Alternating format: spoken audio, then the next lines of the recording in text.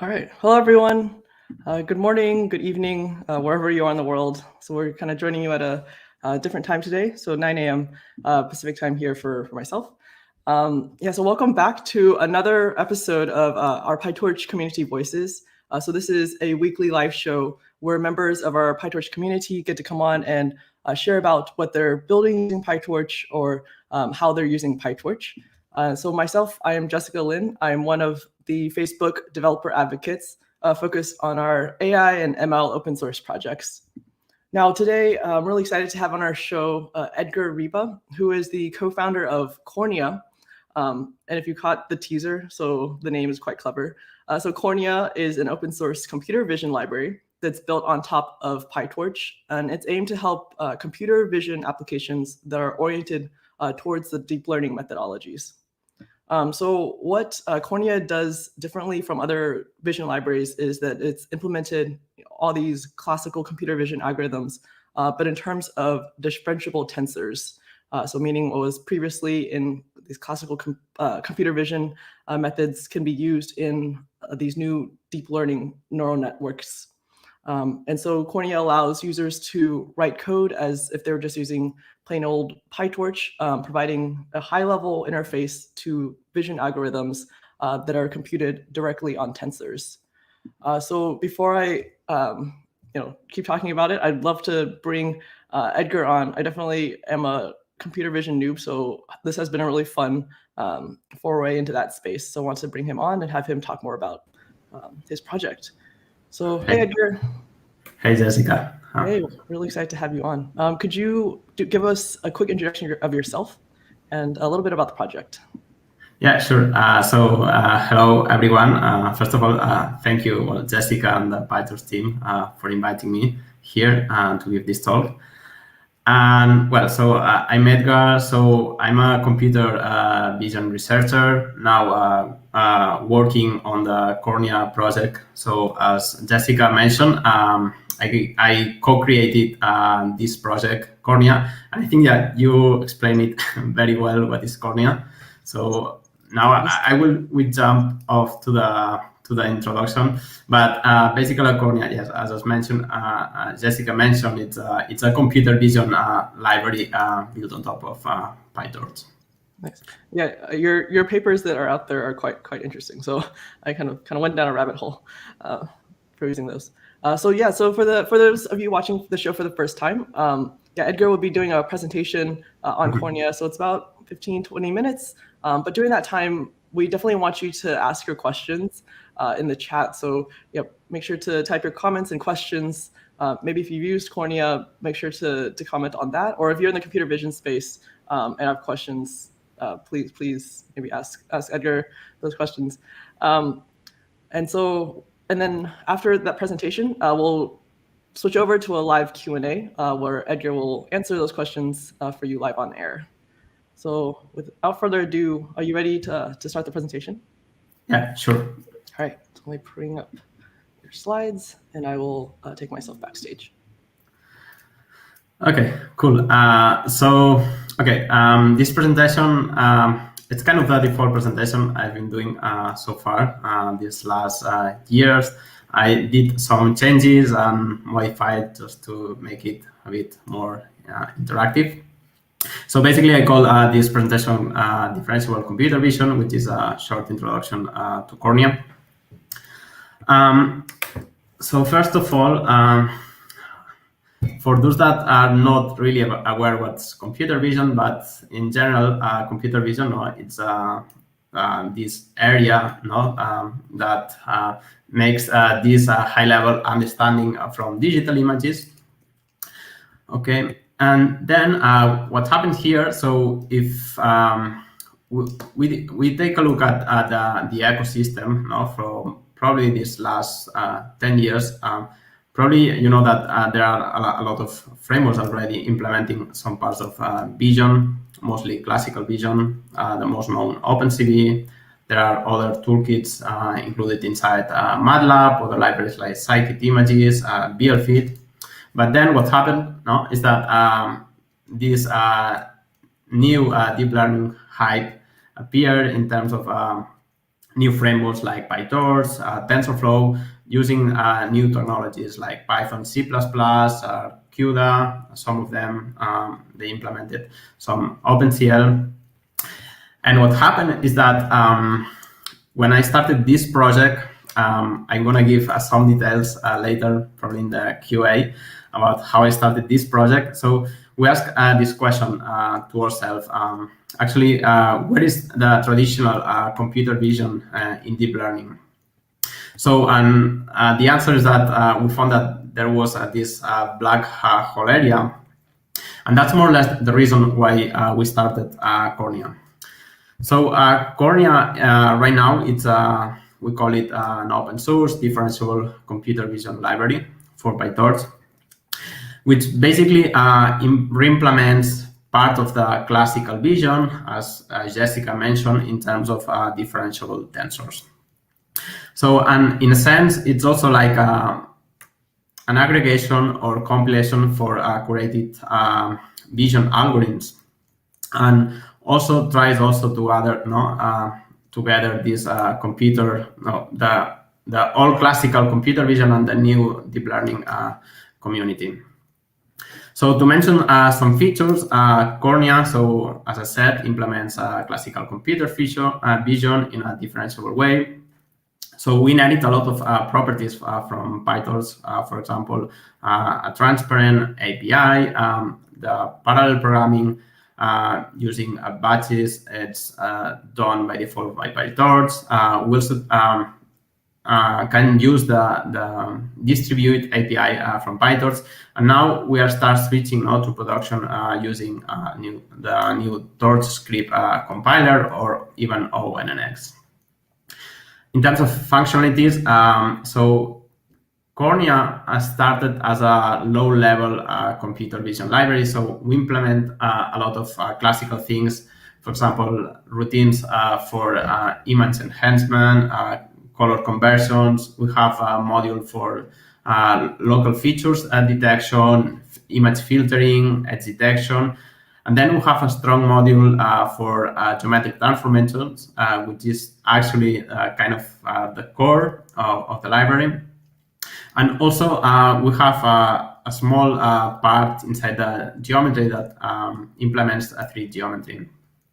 And not to mention that, so this is kind of the core of the library. And then we have also packets for doing differentiable augmentations. So this is more or less the idea of what's the library.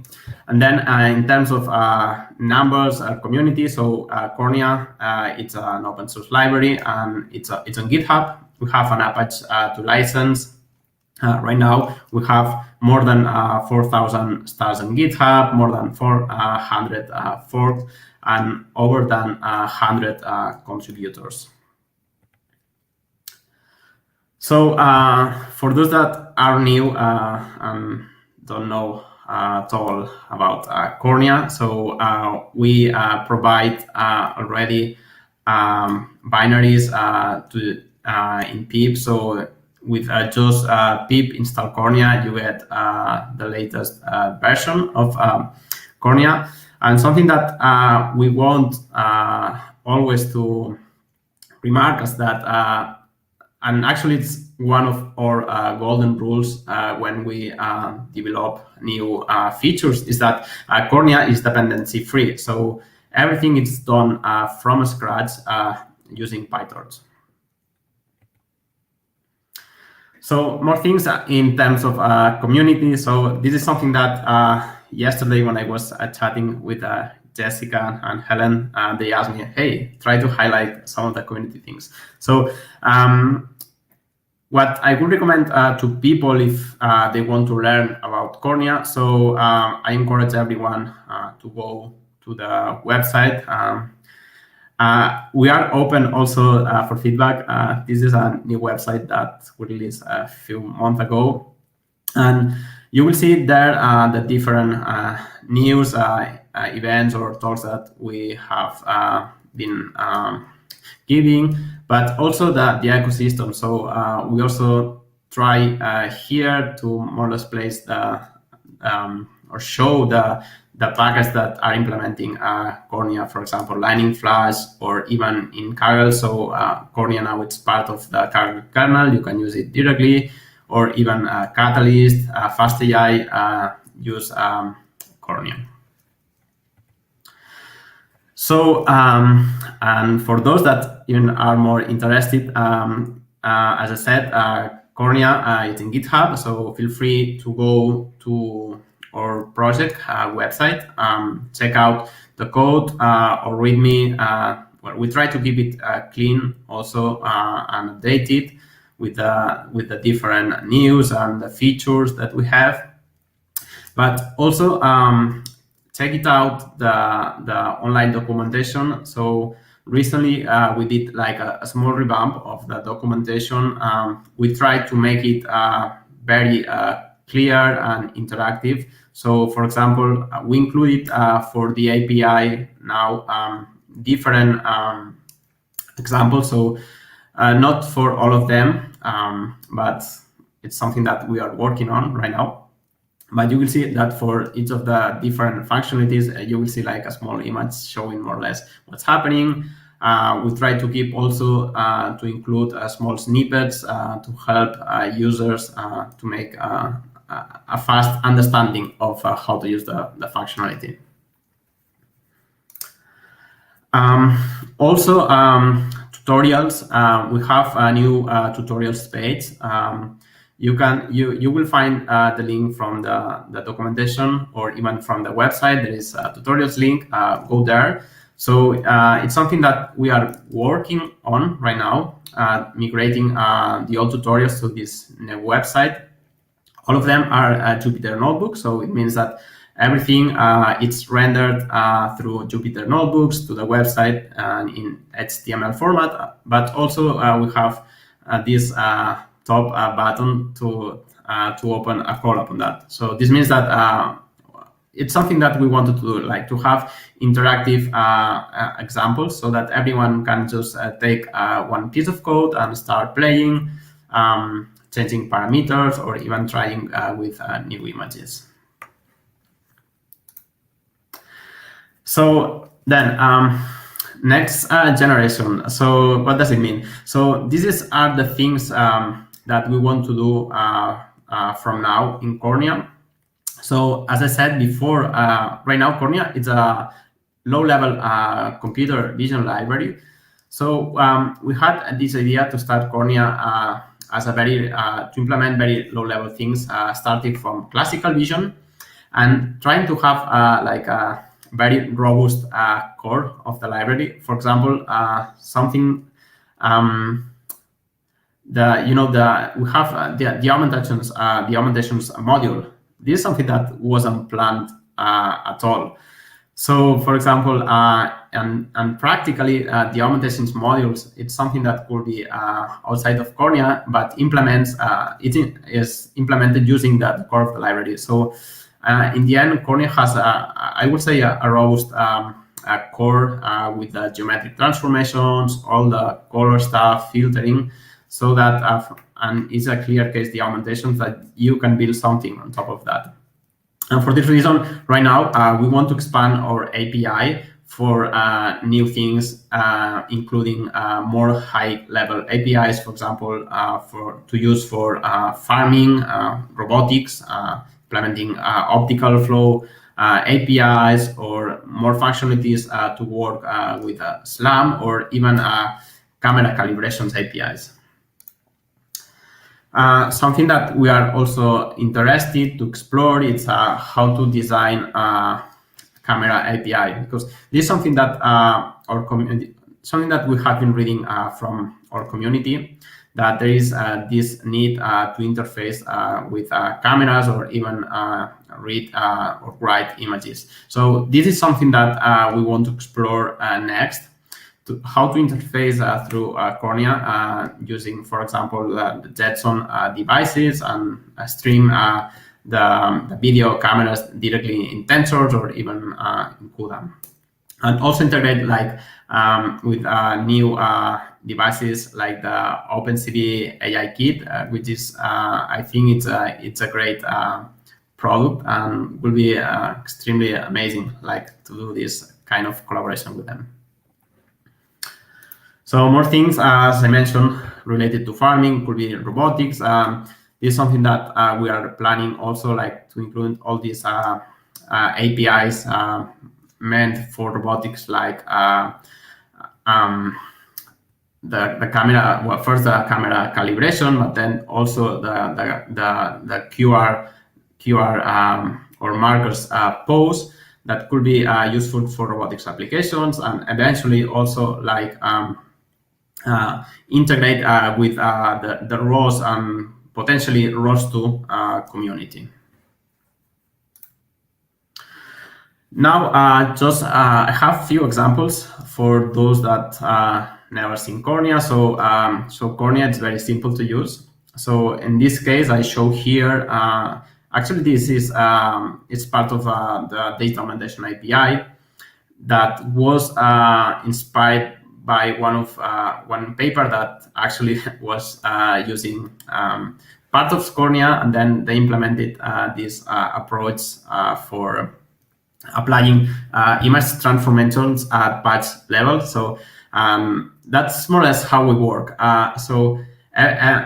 We try to more or less keep tracking those that are doing research using Kornia, and then we try to make a collaboration with them. And in this case, what happened is that we found the paper of these guys using partially Kornia, and then we did this collaboration and implemented this whole thing to perform a more, well, in the end, we designed a more robust API for doing augmentation in patch.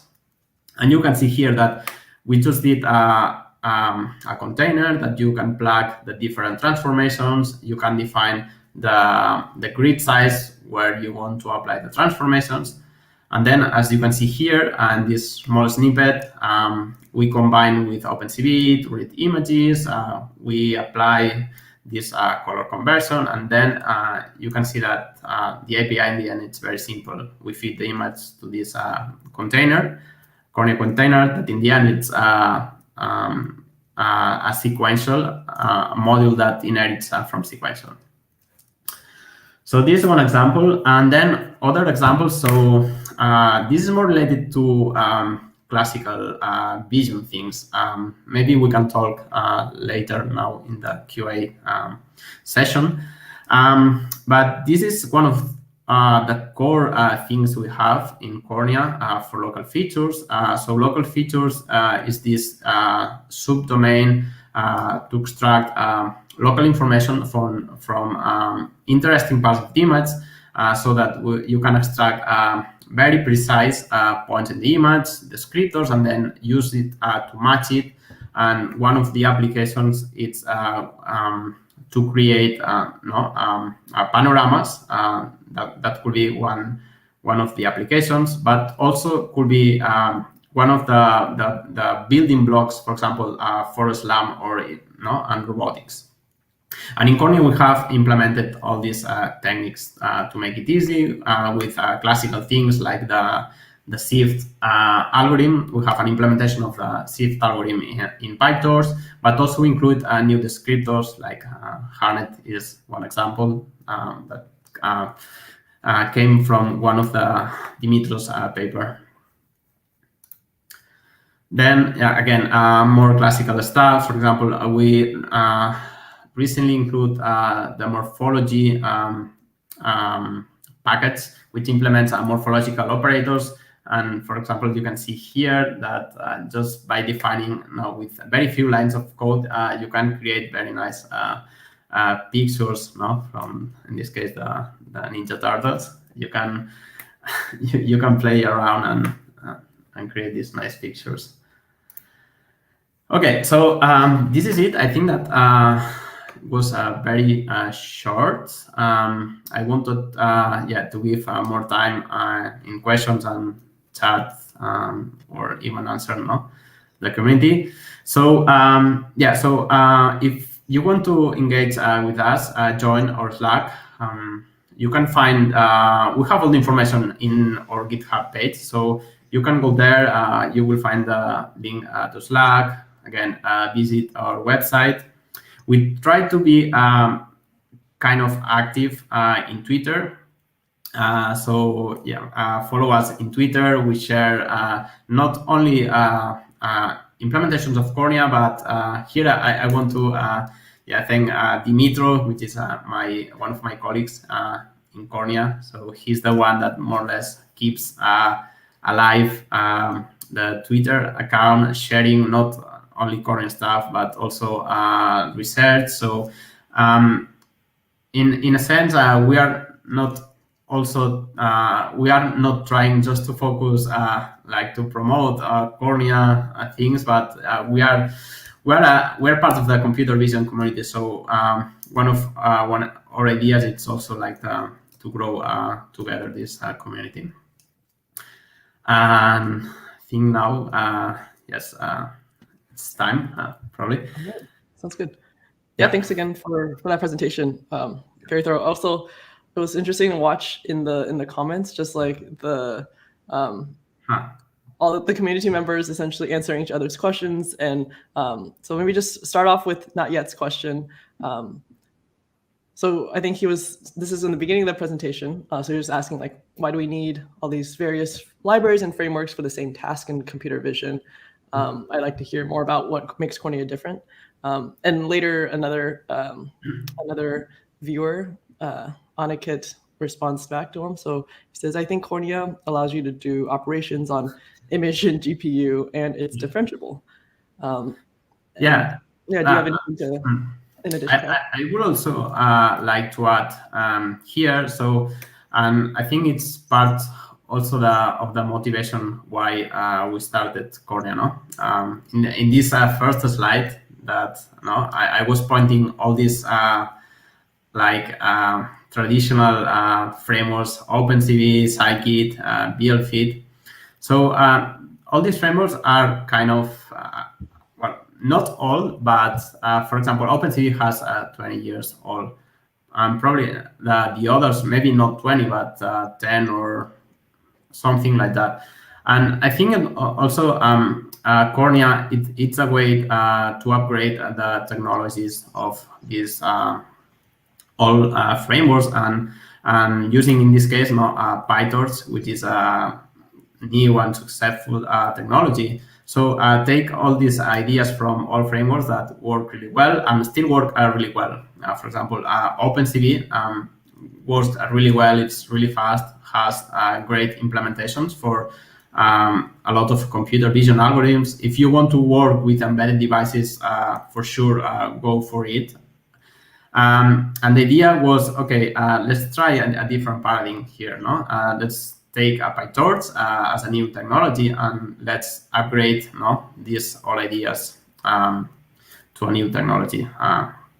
So here's something. We are very close to OpenCV. Maybe I can give some details why. So I think that would be interesting also for the community to understand what's the reason also of Kornia.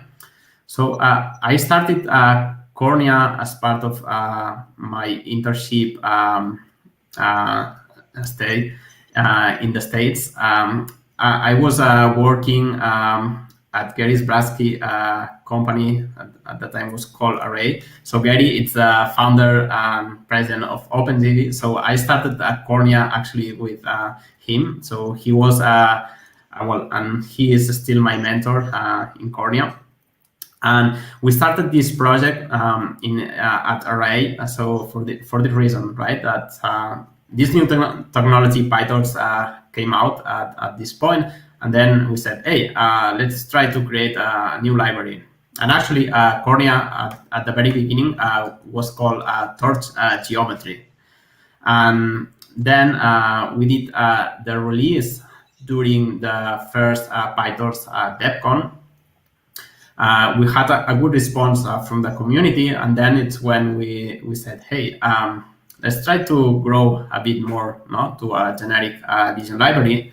And that's, there is another reason, but this is the main reason why we went for Kornia, like to create a proper low-level vision library. I don't know if this answers the whole thing, but Yeah. I think I might be echoing on your mic. Okay, let me. I'll temporarily mute you so that it's not echoing when I'm talking, and I'll unmute. Yeah, I was just saying, yeah, that's helpful to hear like the evolution from these pre-existing methodologies were good, but there was a need to kind of advance once PyTorch came around. But then also OpenCV still holds true for certain things like you're talking about edge devices, and still very powerful there. So yeah, I just want to quickly go through the questions because we have a lot coming in. So I just want to make sure people get to be able to highlight what they're saying. So yeah, one comment on Facebook from John Patrick Pomier says, yeah, it looks really cool. He's asking, is there any mathematical formology implemented? Morphology. Yeah. So I think the user refers to the last slide I showed with the morphological operators module, I guess. If that's the question, so I say yes. So we have this module to perform of these morphological operators. So this is a module that this is one of the most classical computer vision things that, yeah, and actually it's one of the last that include, because I mean, no one asked until recently, and we had this collaboration with a student, a PhD student, that he's actually working on that, and he said, hey, I would like to implement this, and then he joined our Slack. We started to discuss how to build this API, and that's it. Actually, this is a clear case of a good engagement with the community. Yeah, definitely. That someone has a need, opens an issue, and then there is someone that is working on that for whatever reason. No, in this case, for the PhD, and then we start interactions, discussions, and then we implement. And then as Kornia team, we try to assist a lot, in the process of implementing and integrating inside the library.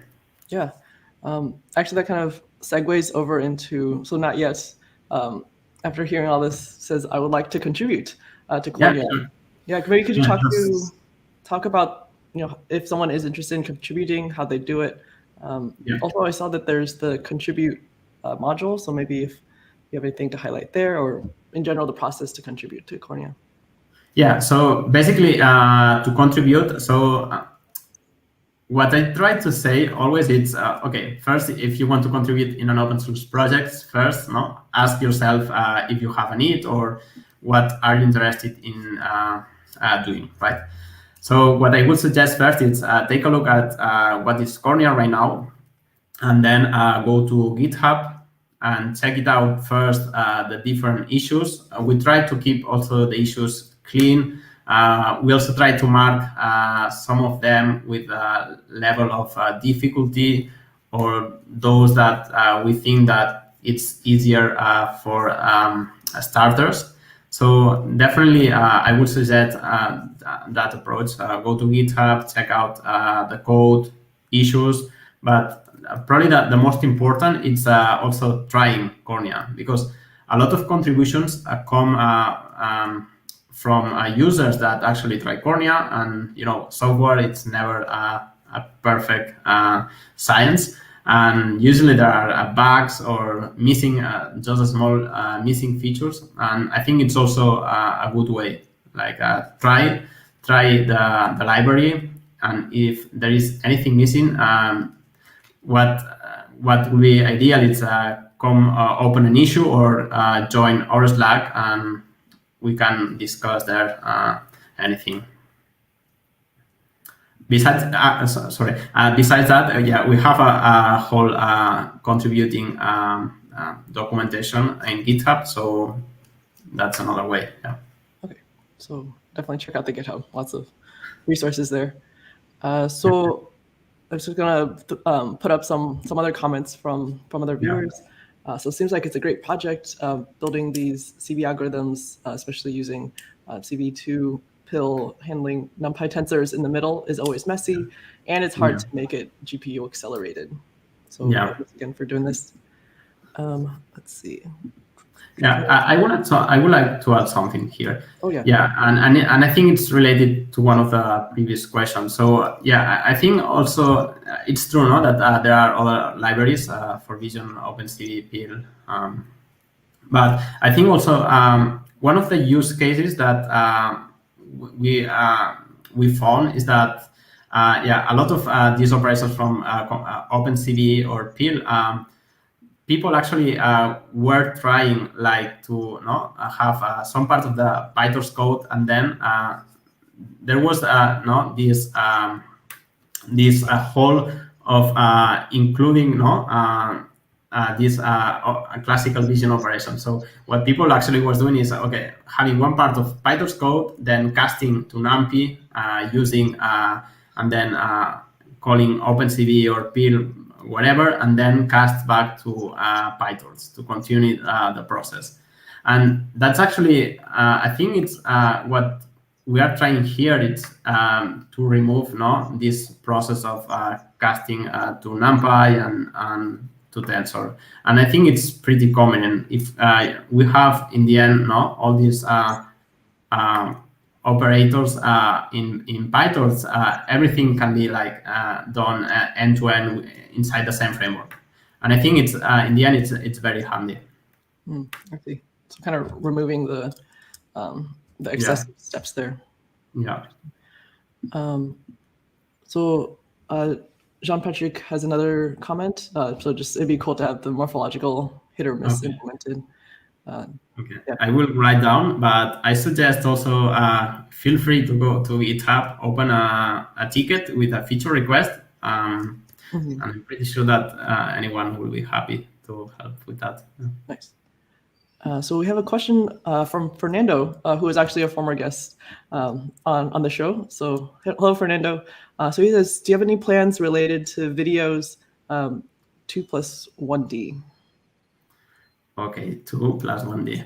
Okay. I mean, so one of the things that also we have some advantages with Kornia is that we operate everything in batch. So in a sense, I think Fernando is working in medical imaging, so we know each other. So and I know more or less the direction of this question. So I will say that, if we take advantage of the batching, probably you could. Okay. Yeah. So but no, it's more or less what I was trying to say here. So actually, for example, for the augmentation, we have implementations that can be done also for volumetric tensors, volumetric images. So basically, to do that, so we make use a lot of batching. So and I think that for PyTorch, using PyTorch, it's ideal to do that. So I would say that if there is enough requests from the community, definitely we can keep growing in that. Fernando, if you want as well, feel free to open a feature request and then we can discuss. Nice. All right, so it's going back to YouTube, or we're still on YouTube, going to Chide Time Data Science comment. Great to see you, Edgar. What are your favorite latest papers and any traditional algorithms, if any, from Siam?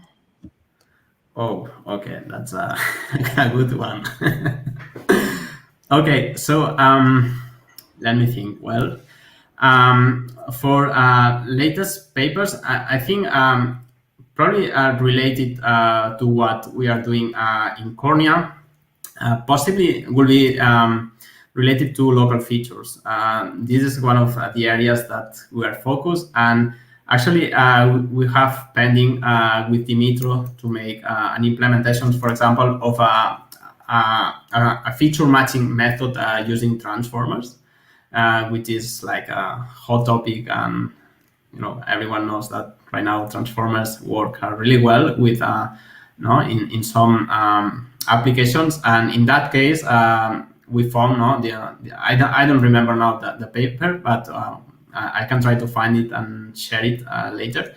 Yeah, we try, as I said, we are trying not to grow the APIs and include more high-level things. And I think this case, it's a clear case, no? For example, including this feature matching using transformers. And traditional, I'm a huge fan of Shift, as everyone, also for feature matching. And that's actually a good topic to talk, because you know that classical vision still works. What does it mean? Dimitro is part of the organization of these local features matching challenge, and for example, they have seen there that still some methods, classical methods like the SIP detector, still works quite well. And in the field of local feature detecting key points, I mean, all the methods are using, let's say, pure deep learning models. I think there is a lot of things to do, like to improve the state of the art of the classical methods. So, and I think that's there is a huge challenge here yet. I was just gonna pull up that when you're talking about transformers, I beat you from Twitch is saying, yeah, transformers is really good for global features. Yeah, I agree. Yeah. Let's see. So let's go down the line here. Pseudomaze. Good to see you again. Pseudomaze is a routine viewer. So what is the core difference between Kornia and augmentations, other than that they were written in PyTorch? Do you have any thoughts on this one? Okay. Actually, there is, in terms of functionality, there is no much difference. Well, I think that augmentations it's more complete, because, yeah, I would say that augmentations it's like one of the defaults now for augmentations that was written for this Carol Grandmaster. So yeah, I don't have that much to add here, because are two different libraries following different approaches. Augmentations it's implemented using OpenCV, and to be honest, the main difference it's the technology. Probably they have more algorithms right now.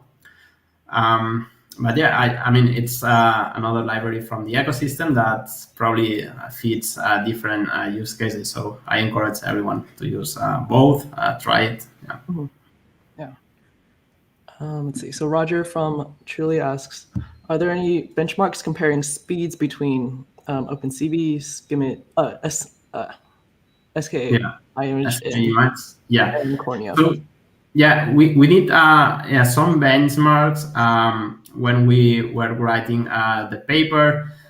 But yeah, so we found that, so one of the conclusions we arrived that, so doing benchmarks, it's very tricky. So, and it depends a lot of the conditions, the different hardware you use. But something that more or less conclude is that, for example, implementing the classical things using in Kornia, using PyTorch, we more or less match. So we don't like to say that we were faster or slower. But what we more or less saw is that timings were kind of matching with some algorithms, and was very interesting to see that all these libraries are extremely optimized for computer vision. No? OpenCV has they did for all these years a really good job optimizing specific kernels, no, for Intel chips or other kind of devices. But yeah, but we saw that that implementing things from scratch, just using PyTorch, which is a generic thing, in some cases we were kind of matching timings. And I think that's it. This is really cool. That that says that using a tool like PyTorch, you can build anything. not only vision, I guess. I guess similarly related question from Pseudomaze on Twitch is, can you speak to the differences in CPU versus GPU implementation?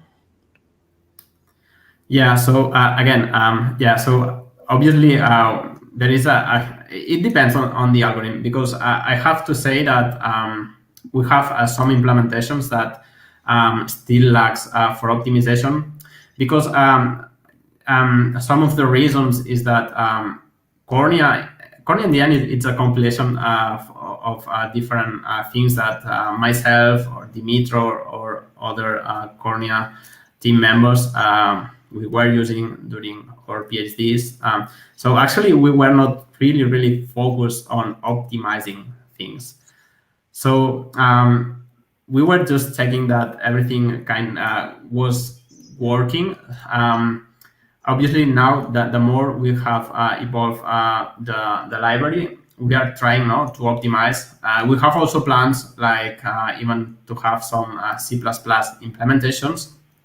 So I would say that the difference between the CPU and GPU, I cannot say a number, but I could say that at least all the algorithms work really well in CPU or the CPU. So no, it depends on the algorithm. Yeah. We'll just want to circle back to Chai Time. He was just saying, yeah, thanks again for implementing Kornia. So yeah, really great to have you here, Edgar. Thank you. Yeah, let's jump over to Murat Bronze's question. So really interesting projects. So sorry if you missed the beginning, but have you mentioned the difference with respect to torch vision? No, actually, I haven't discussed that, but it's a good question. So torch vision and Kornia have different purposes, I believe. So okay, so torch vision, it's more meant for actually deep learning. So there are a lot of different backbones for models to solve different tasks, like image classification. I believe there are some models for segmentation detection, I guess, and they have all the ecosystem kind of to fine tune or retrain all these models, different augmentations. Then the data sets, it's something that, for example, in Kornia, we are not kind of aiming to have data sets. So we are more focused on the low level functionality. So this is more or less I would say that the main reason between torch vision. Torch vision, it's more focused, I believe, in having deep learning models for this, because the community vision, I think there is this difference of classical computer vision and deep computer vision. I would say that torch vision is more deep computer vision and Kornia is more classical computer vision. Sounds good. I'm just going through. I think we've covered all the questions from the guests, but yeah, please keep them coming in for the next couple minutes while we have Edgar here.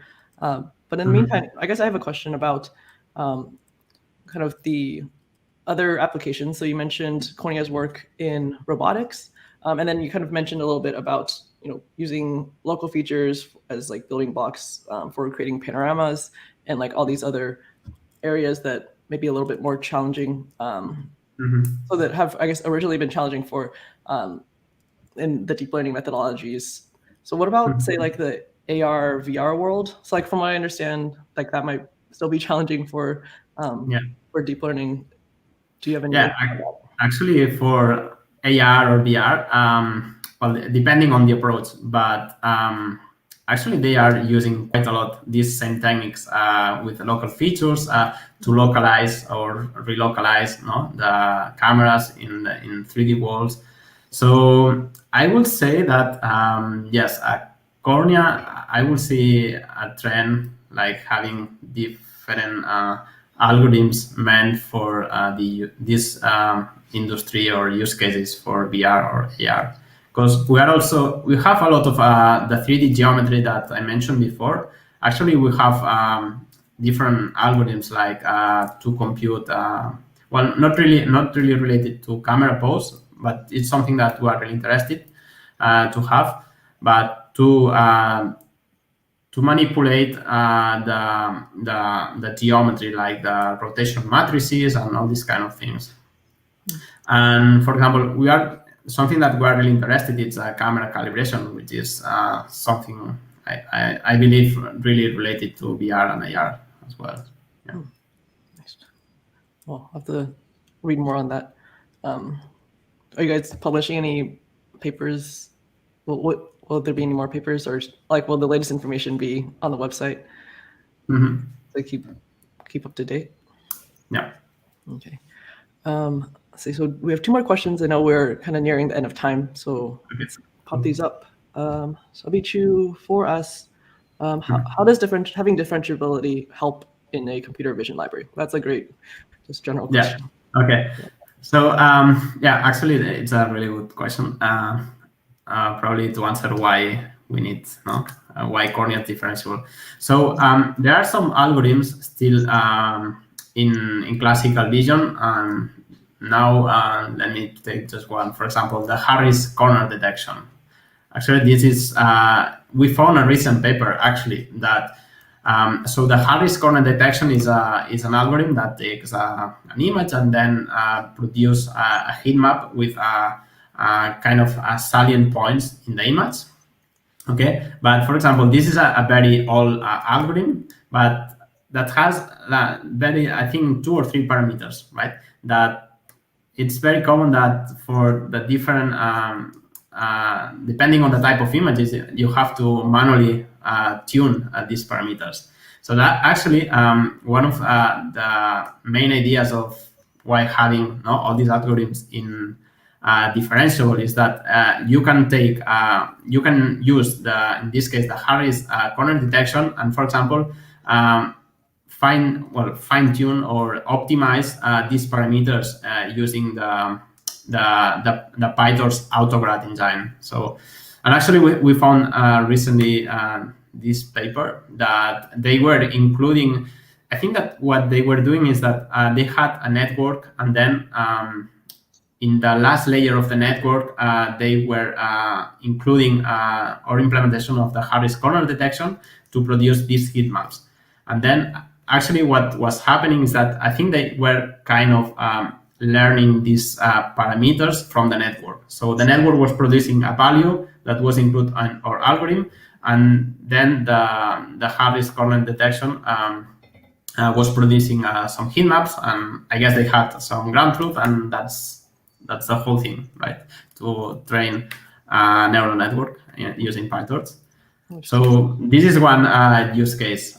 And for example, another use case actually is one of the first examples we implemented. It's to register the 2 images when you have 2 images. So this is also a classical vision method, the Lucas Canade, to register 2 images, and then by using this implementation of the warping operator, basically we didn't have let's say to write all the derivatives so that we can match the 2 images using the same idea of optimizing, in this case, the transformation between the 2 images.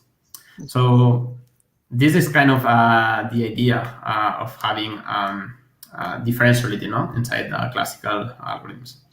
Interesting. Yeah, I guess. Oh, I think I'm echoing again. So, sorry to mute you. I'll unmute if you have any comment. I guess I guess what I'm learning is, there's these like classical methodologies in which like you have to identify features, and it's like pretty manual. But then there's like the new like the deep learning methodology is kind of, you let the computer figure out what features to learn, but then you have we're in this world where we have to understand both, so that you understand the classical so that you can solve these more complex problems given this deep learning framework. So having the understanding of both is still important, is what I'm gathering from what you're saying. Oh, sorry. Yeah, that's true. Actually, yeah, I would like to mention here. Actually, I think Dimitro in his Twitter, he has somewhere like that. We are marrying, no, the classical vision and deep learning methodologies. So yeah, it's this idea, no? And actually, yeah, I would like to remark also one of my professors when I was doing my stay at Imperial College, a Christian, that actually he had also, actually we had a paper about this, no? That he was saying that some classical methods we know that has been working like for, I don't know, more than 20 years. Why not use that as a starting point for the new things? And that's actually the whole idea of also trying to marry these two worlds. Yeah, exactly. Kind of use the best of both worlds. Yeah. So yeah, Ritu is just responding back. Like, yeah, expands the scope of algorithms that can be used. Yeah, totally. So last question from the audience. So Sudamaze is just asking about just the general process of building in Kornia, talking about design, unit tests. You know, what's that thought process and flow look like? Kind of a general question. Do you have thoughts on this one? Okay, so what we try to do in Kornia is we try to listen a lot our community through Twitter, also in our Slack, also GitHub issues. So basically, no, it's the process that someone that is asking for a feature request, and then what we try to do is first discuss a bit what would be the design of if it's a new functionality or if it's a bug or just an improvement of the functionality. So we try to do this process of discussion. There is sometimes that people just open a pull request and then fix something or add a new feature. It's not a problem at all. But I think that it's more efficient if someone is interested to first have like a small discussion. We have also like these very long threads of eternal discussions. But the idea is, yeah, to just discuss a little bit what would be the API, if we need a function or we need to create a data structure, whatever. And then, yeah, we open a pull request, and then we iterate based on that inside the pull request. Yeah, and for everything, we have unit test. So yeah, this is one of the requirements. Yeah, we try to have our code well tested. Not perfect testing, but we're trying. It's always the bane of every development. Yes. Yeah, testing always gets kicked down to the side, even though it's important. I'm not saying it's not important. So yeah, we are reaching towards the end of time, but do you have anything that we haven't talked about that you would want to mention before we wrap up?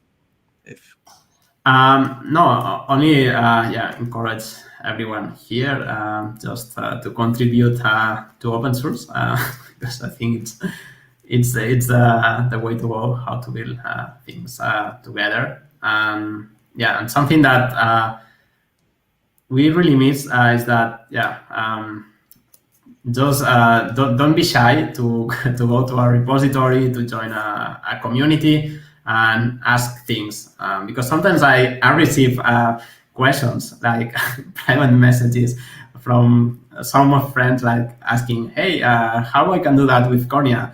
And I always tell to them, hey, go to Slack and ask. There is a huge community. Don't ask only to me, or even happens inside a Slack, like people just sending private messages. And I think that, yeah, I found this kind of a pattern that people sometimes is shy to ask open questions. And I think that I encourage everyone like to not do that. So go open and ask questions. Yeah, I think that's a great bit of advice. I think if you have that question, I'm sure someone else will have it. And like asking it in public, then you have that history. So if people ever have that question again, they can, a similar question, they can go and find the resources, the discussion that was there. If you have that question, like again yourself. Sometimes I ask the question and then I ask it again, and I was like, wait, I already asked that question. And you have the history of it and how you came to that resolution, or it might bring up something new.